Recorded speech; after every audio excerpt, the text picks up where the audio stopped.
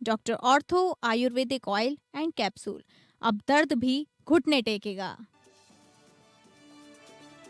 जंग के चौथे दिन तेहरान और बेरूत में इजराइल के हवाई हमले जारी। बेरूत में हिजबुल्लाह के ठिकानों पर इजराइल की एयर स्ट्राइक। ईरान ने बहरीन में अमेरिकी सैन्य ठिकानों को बनाया निशाना। ट्रंप ने कहा, अमेरिकी दूतावास पर हमले का जवाब देंगे।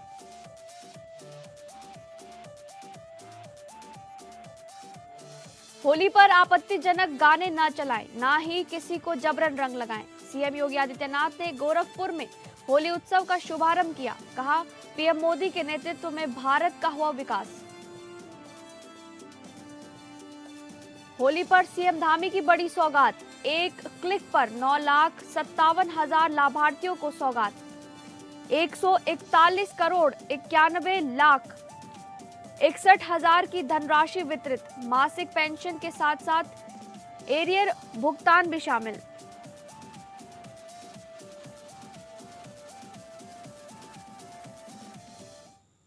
नमस्कार, आप सभी का स्वागत है टॉप अपडेट में। मैं हूं आपके साथ शालिनी राणा। शुरुआत करेंगे टॉप अपडेट की। इजरायल ने ईरान के साथ जारी जंग के बीच एक साथ तेहरान और बेरूत पर बड़े पैमाने पर हवाई हमले तेज कर दिए हैं। इजरायल डिफेंस फोर्सेस ने सोशल मीडिया पोस्ट में कहा कि एयरफोर्स ईरानी ठिकानों और हिजबुल्लाह के कमांड सेंटर को निशाना बना रही है। आईडीएफ के अरबी प्रवक्ता अविचाय अद्राई ने पुष्टि की कि दोनों शहरों में एक साथ ऑपरेशन चल रहा है। हमलों से पहले दक्षिणी बेरूत और आसपास के गांवों में लोगों को तुरंत खाली करने की चेतावनी जारी की गई थी। इजरायल का दावा है कि टारगेट किए गए ठिकाने हिजबुल्लाह के कमांड और स्टोरेज सेंटर हैं। क्षेत्रीय मीडिया रिपोर्ट्स के मुताबिक यूएस इजरायली एयर स्ट्राइक में इस्लामिक रेवोल्यूशनरी गार्ड कोर के 5 सदस्य मारे गए हैं। दोनों पक्षों के बीच लगातार जवाबी हमलों से हालात और तनावपूर्ण हो गए हैं। तेहरान में कई इलाकों में धमाकों और धुएं के गुब्बार की खबरें आ रही हैं। वहीं बेरूत के दक्षिणी हिस्से में भीषण बमबारी जारी है। मध्य पूर्व में इस ताजा घटनाक्रम ने व्यापक क्षेत्रीय संघर्ष की आशंकाओं को और गहरा दिया है।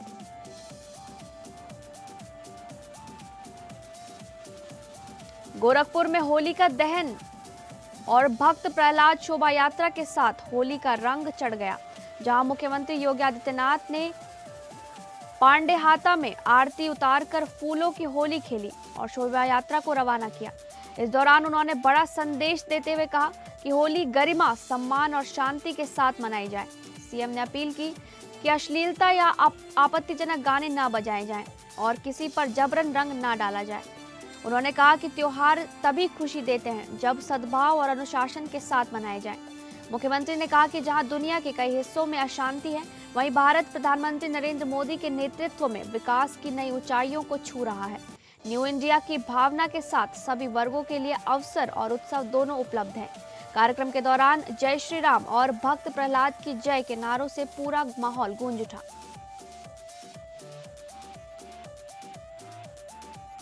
रांची में झारखंड सरकार और टाटा समूह के बीच निवेश और विकास को लेकर महत्वपूर्ण बैठक हुई। मुख्यमंत्री हेमंत सोरेन के नेतृत्व में हुई इस बैठक में राज्य की भावी योजनाओं पर विस्तृत चर्चा की गई। कांके स्थित मुख्यमंत्री कार्यालय में प्रेस कॉन्फ्रेंस के दौरान सोरेन ने टाटा समूह के चेयरमैन एन चंद्रशेखरन का स्वागत करते हुए दोनों के ऐतिहासिक संबंधों का उल्लेख किया। उन्होंने कहा कि टाटा समूह ने अपने औद्योगिक सफर की शुरुआत झारखंड से की और ये साझेदारी आगे और मजबूत होगी। बैठक में युवाओं के कौशल विकास और रोजगार सृजन पर विशेष जोर दिया गया। टाटा समूह ने स्किल डेवलपमेंट कार्यक्रमों को सशक्त बनाने का आश्वासन दिया है। साथ ही औद्योगिक और खेल विकास में निरंतर सहयोग जारी रखने की प्रतिबद्धता भी दोहराई है। यमुना एक्सप्रेसवे पर सादाबाद कोतवाली क्षेत्र के गांव गड़ीहरिया के पास तड़के बड़ा सड़क हादसा हो गया। करीब सुबह 4 बजे दिल्ली से गोरखपुर जा रही एक निजी डबल डेकर बस ने आगे चल रही इको कार को पीछे से टक्कर मार दी। हादसे में इको सवार 13 लोग गंभीर रूप से घायल हुए, जिनमें से 6 की मौके पर ही दर्दनाक मौत हो गई। सभी मृतक धौलपुर के निवासी बताए जा रहे हैं और दिल्ली से राजाखेड़ा की ओर जा रहे थे। टक्कर के बाद मौके पर चीख पुकार मच गई और कुछ देर के लिए यातायात भी बाधित रहा। सूचना मिलते ही पुलिस और प्रशासनिक अधिकारी मौके पर पहुंचे और शवों को जिला अस्पताल भिजवाया गया। घायलों को उपचार के लिए खंदौली क्षेत्र के अस्पतालों में भर्ती कराया गया है और मामले की जांच जारी है।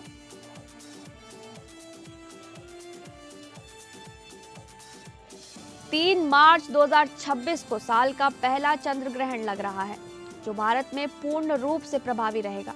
ज्योतिषीय मान्यताओं के अनुसार ये ग्रहण दोपहर 3:20 से शाम 6:47 तक रहेगा, जबकि सूतक काल सुबह 6:23 से शुरू हो चुका है। फागुन पूर्णिमा पर लग रहा ये ग्रहण आध्यात्मिक दृष्टि से महत्वपूर्ण माना जा रहा है और इस दौरान शुभ कार्य, पूजा पाठ व भोजन से परहेज की सलाह दी जाती है। मान्यता है कि ग्रहण काल में नकारात्मक ऊर्जा का प्रभाव बढ़ जाता है, इसलिए विशेष सावधानी बरतनी चाहिए। शाम को ब्लड मून का अद्भुत नजारा भी देखने को मिल सकता है। अलग अलग शहरों में चंद्रमा उदय के समय के अनुसार ग्रहण दिखने का समय थोड़ा विभिन्न हो सकता है। ज्योतिषियों के मुताबिक इस चंद्र ग्रहण का प्रभाव सभी 12 राशियों पर पड़ेगा।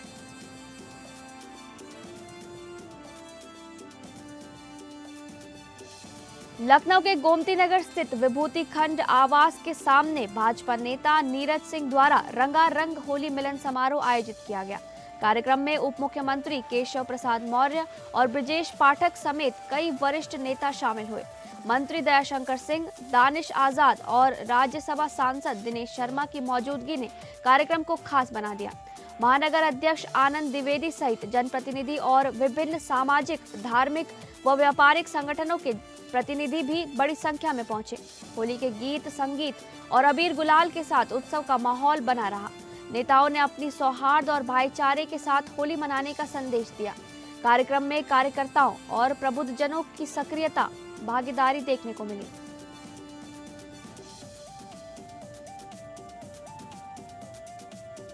बस्ती की पुलिस लाइन में होली पर्व के अवसर पर परंपरागत तरीके से होलिका दहन कार्यक्रम आयोजित किया गया। पुलिस अधीक्षक डॉक्टर यशवीर सिंह ने अधीनस्थ अधिकारियों और कर्मचारियों के साथ विधि विधान से पूजा अर्चना की।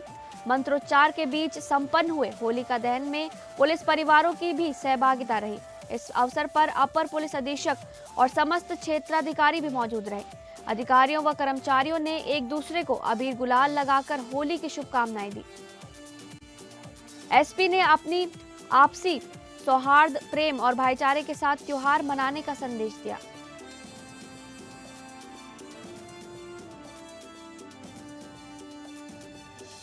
झांसी में सदियों पुरानी परंपरा का निर्वहन करते हुए ऐतिहासिक घास मंडी में शहर कोतवाली विद्यासागर ने पहली होलिका का दहन किया।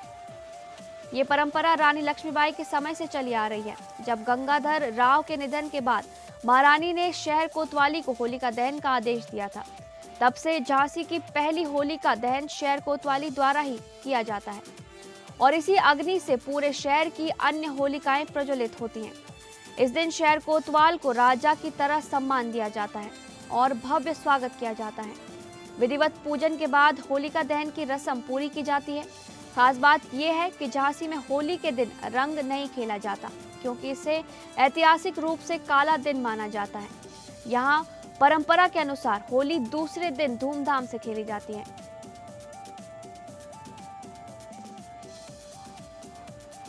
लखनऊ के कृष्णानगर थाना क्षेत्र में खेल में चली गोली से 12 साल के बच्चे की दर्दनाक मौत हो गई। बच्चा संजीव त्रिपाठी के बेटे की बर्थडे पार्टी में शामिल होने आया था। बताया जा रहा है कि कार के अंदर रखी पिस्टल बच्चों के हाथ लग गई। कार की चाबी मिलने के बाद बच्चे गाड़ी में घुस गए और खेल के दौरान अचानक गोली चल गई। गोली सीधे बच्चे के सिर में लगी, जिससे उसकी मौके पर ही दर्दनाक मौत हो गई। घटना के बाद इलाके में हड़कंप मच गया और परिवार में कोहराम छा गया है। सूचना मिलते ही कृष्णानगर पुलिस मौके पर पहुंची और हर एंगल से मामले की जांच में जुट गई है।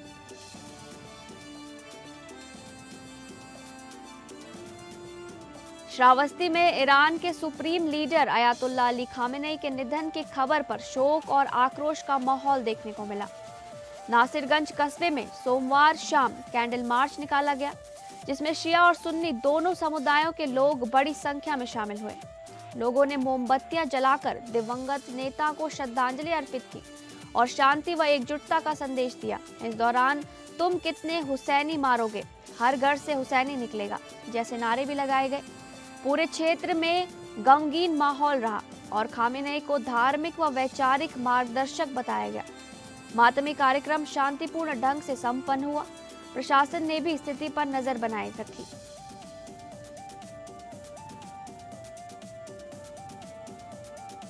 बदायूं के उसहैद थाना क्षेत्र के खेड़ा जलालपुर में विधायक निधि से बन रहे निर्माणाधीन बारात घर की छत अचानक भरभरा कर गिर गई। बताया जा रहा है कि लेंटर पड़ने के बाद एक मिस्त्री ऊपर लेवल ठीक कर रहा था, तभी पूरा ढांचा ध्वस्त हो गया। हादसे में मिस्त्री को मामूली चोटें आई हैं, जबकि बड़ा हादसा टल गया।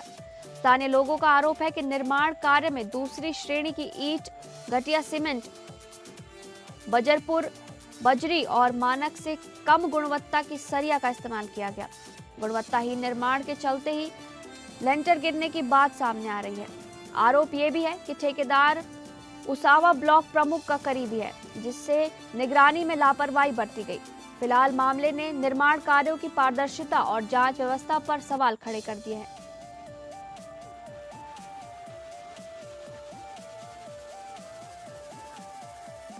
श्रावस्ती के इकोना नगर स्थित ब्लॉक गेट पर इन्वर्टर बैटरी की एक दुकान में भीषण आग लगने से हड़कंप मच गया।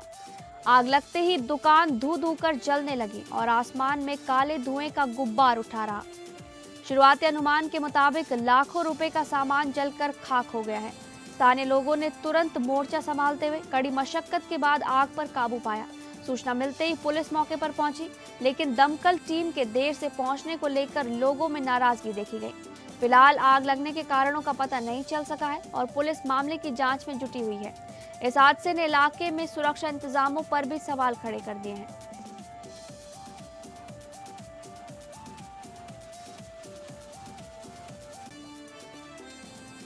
बस्ती जिले के कलवारी थाना क्षेत्र के बैडारी एतमाली गांव में रात करीब 1 बजे सनसनीखेज घटना ने इलाके को हिलाकर रख दिया। गांव के ही मनदीप ने अपनी नाबालिग प्रेमिका अनुष्का, जो कि 12वीं की छात्रा और बोर्ड परीक्षा दे रही थी, उसको घर में ही घुसकर बिस्तर पर सोते समय सिर और सीने में 2 गोलियां मार दी। गोली की आवाज से जागे घर वाले भागे तो आरोपी ने अनुष्का की मां पर असला तान दिया और फायरिंग की कोशिश की, लेकिन गोली चूक गई। शोर मचाने पर पड़ोसी जागे और पुलिस को सूचना दी गई। सीओ कलवारी, अपर पुलिस अधीक्षक बस्ती समेत 2 थानों की फोर्स मौके पर पहुंची, जहां डॉक्टरों ने अनुष्का को मृत घोषित कर दिया। पुलिस ने शव पोस्टमार्टम के लिए मॉर्चरी भेजा है। बताया जा रहा है कि अनुष्का ने मनदीप से संबंध तोड़ लिए थे, जिसके बाद उसने 18 दिसंबर 2025 को कुछ अश्लील फोटोएं सोशल मीडिया पर वायरल कर दिए थे। परिजनों की शिकायत पर आईटी एक्ट और दुष्कर्म की धाराओं में केस दर्ज हुआ था। आरोपी फरार था। अचानक लौटकर उसने ये कांड कर डाला। एएसपी श्यामाकांत ने बताया कि अभियुक्त की गिरफ्तारी के लिए टीमें लगाई गई हैं। तहरीर पर कार्रवाई जारी है। पीलीभीत जनपद के गजरौला थाना क्षेत्र की जरा चौकी इलाके में घने कोहरे के बीच हाईवे पर दर्दनाक हादसा हो गया। तेज रफ्तार 4 ट्रक आपस में भिड़ गए, जिसकी चपेट में सड़क किनारे खड़ा एक व्यक्ति आ गया और उसकी वहां पर दर्दनाक मौत हो गई। बताया जा रहा है कि धर्म कांटे से एक ट्रक मुड़ रहा था, तभी घने कोहरे के कारण पीछे आ रहे ट्रक चालक संतुलन खो बैठे। देखते ही देखते टक्कर इतनी भीषण हुई कि अफरा तफरी मच गई। मृतक गजरौला कस्बे का निवासी बताया गया है। सूचना मिलते ही पुलिस मौके पर पहुंची और हालात को काबू में लिया गया। थाना प्रभारी बृजवीर सिंह ने बताया कि मामले की जांच की जा रही है और आगे की विधिक कार्रवाई जारी है।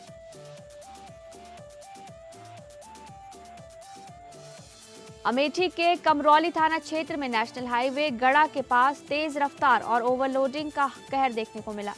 अनियंत्रित डीसीएम अचानक हाईवे पर पलट गई और उसकी चपेट में साइकिल सवार 2 लोग आ गए। हादसे में साइकिल सवार महिला की दबकर दर्दनाक मौत हो गई, जबकि दूसरा व्यक्ति गंभीर रूप से घायल बताया जा रहा है। घटना के बाद मौके पर अफरा तफरी मच गई और स्थानीय लोगों ने पुलिस को सूचना दी। पुलिस ने शव को कब्जे में लेकर विधिक कार्रवाई शुरू कर दी है। घायल को स्थानीय लोगों की मदद से ट्रॉमा सेंटर जगदीशपुर भेजा गया है। फिलहाल पुलिस हादसे के कारणों की जांच में जुटी हुई है।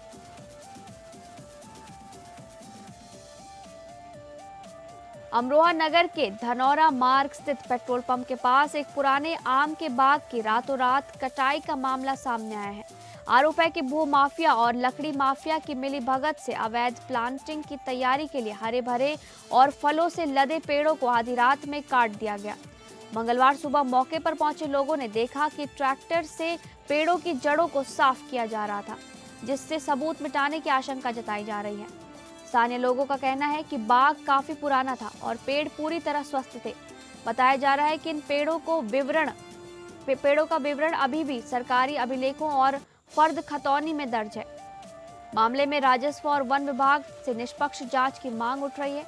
अब देखना होगा कि प्रशासन अवैध कटान और संभावित प्लांटिंग के आरोपों पर क्या कार्रवाई करता है।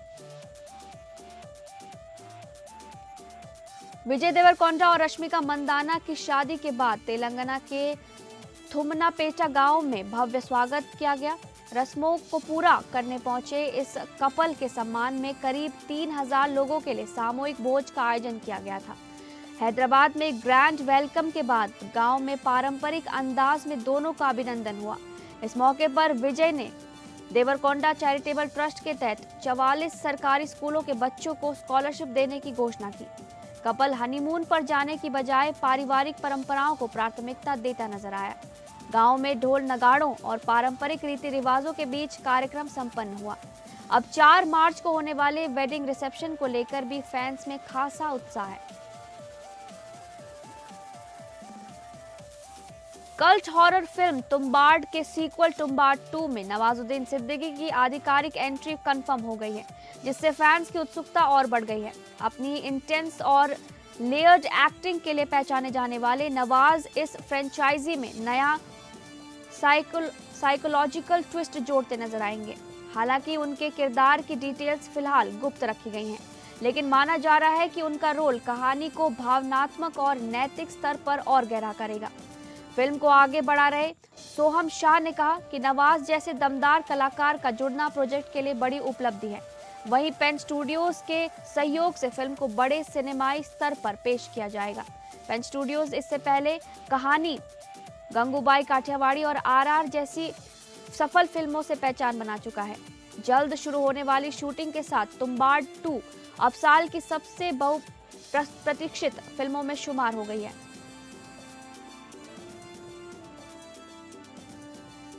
राजपाल यादव ने जेल से रिहा होने के बाद बड़ा दावा करते हुए कहा है कि उन्हें बर्बाद करने और उनका करियर बिगाड़ने की साजिश रची गई थी। एक इंटरव्यू में उन्होंने बताया कि तमाम मुश्किलों के बावजूद उन्हें इंडस्ट्री में कभी काम की कमी नहीं हुई। इन दिनों वह भूत बंगला की शूटिंग में व्यस्त है, जिसका निर्देशन प्रियदर्शन कर रहे हैं। राजपाल ने कहा कि उन्होंने प्रियदर्शन, राम गोपाल वर्मा और डेविड धवन जैसे निर्देशकों के साथ करीब 50 फिल्मों में काम किया है। उनका कहना है कि जिस प्रोडक्शन हाउस के साथ एक बार काम किया, वहां से दोबारा मौका जरूर मिला है। उन्होंने ईश्वर का शुक्रिया अदा करते हुए कहा कि उन्होंने लगातार काम मिलता रहा है और आगे भी वो बेहतर करने की कोशिश करेंगे। राजपाल के इस बयान ने बॉलीवुड गलियारों में नई चर्चा छेड़ दी है।